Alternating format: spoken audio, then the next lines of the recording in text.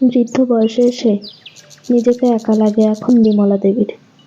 কারণ সময় থাকতে তিনি নিজের ভুলটা বুঝতে পারেননি। বছর ৩০ আগে ছেলেকে বিয়ে দিয়েছিলেন নিজের পছন্দের মেয়ের সাথে। বৌমা সুচেতা ছিল ভীষণ নরম ও শান্ত স্বভাবের মেয়ে। বিমলা দেবী তার একমাত্র ছেলের বউকে সর্বক্ষণ শাসনেই রাখার চেষ্টা করতেন। বিমলা দেবী তার শাশুড়ি মায়ের থেকে ঠিক যে ব্যবহারটা পেয়েছিলেন, বৌমার সাথে ঠিক সেই একই ব্যবহার করতেন। কথায় কথায় ভুল ধরা, প্রত্যেকটা কাজের মধ্যে খুঁত খুঁজে বার করে বৌমাকে নানান রকমের কথা শোনানো। দিনের পর দিন বিমলা দেবীর অতিরিক্ত শাসনে সুচেতা আর তার মাঝখানে অনেকখানি দূরত্ব তৈরি হয়েছিল। সুচেতা কখনোই এর প্রতিবাদ করেনি এবং স্বামী অজয়কেও কখনো জানতেও দেয়নি, কারণ সে কখনোই চায়নি ছেলে এবং মায়ের মধ্যে দূরত্ব তৈরি হোক।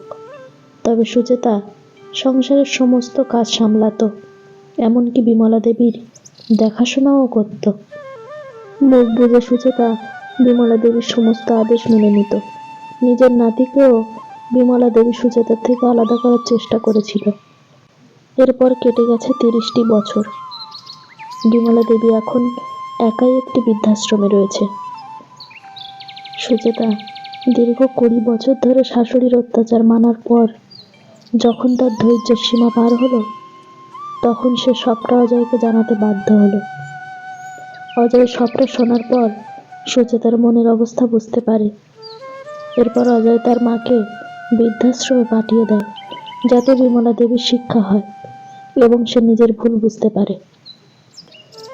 পড়ন্ত বিকেলে বৃদ্ধাশ্রমের বারান্দার চেয়ারে বিমলা দেবী বসে বসে ভাবছিলেন, আর নয়, এই একাকিত্ব জীবন তার আর ভালো লাগছে না।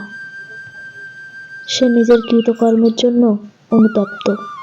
জীবনের যে কটা দিন তিনি বেঁচে থাকবেন, তিনি তার পরিবারের সাথেই থাকবেন। বৌমার কাছে নিজের ভুল স্বীকার করবেন। ফোনটা হাতে নিলেন বিমলা দেবী এবং তার ছেলেকে ফোন করলেন। হ্যালো খোকা, বাবা, আমি আমার ভুল বুঝতে পেরেছি। আমাকে এখান থেকে তুই নিয়ে যা। এই একাকিত্ব জীবনে আমি হাঁপিয়ে উঠেছি রে। আমি অন্যায় করেছি অনেক বৌমার সাথে, এর জন্য আমি অনুতপ্ত বাবা। বাকি জীবনটা আমি তোদের সাথে আনন্দে কাটাতে চাই। পরের দিন সকালে অজয় তার মাকে নিয়ে যায়। বিমলা দেবী এখন তার পরিবারের সাথে বাকি দিনগুলো আনন্দ উপভোগ করছেন।